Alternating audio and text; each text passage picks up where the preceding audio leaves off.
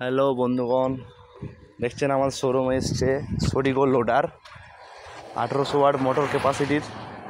তিন side fold হয়ে আটকে যায়। এটা হাইড্রোলিক সিস্টেম করা আছে গাড়িটাতে।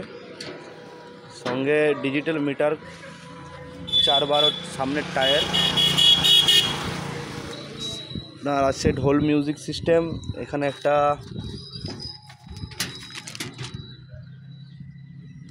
কিছু জিনিস ক্যারিং করার মতো বাস্ক দেওয়া আছে। 5টা ইস্টম্যানের 140 এম্পিয়ারের ব্যাটারি দেওয়া আছে।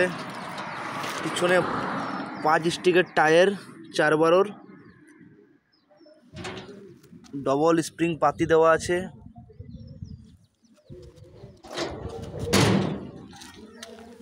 আচ্ছা, 1800 ওয়াটের মোটর, 1800 ওয়াটের কন্ট্রোলার, সঙ্গে নিচে স্টিফনি টায়ার দেওয়া আছে।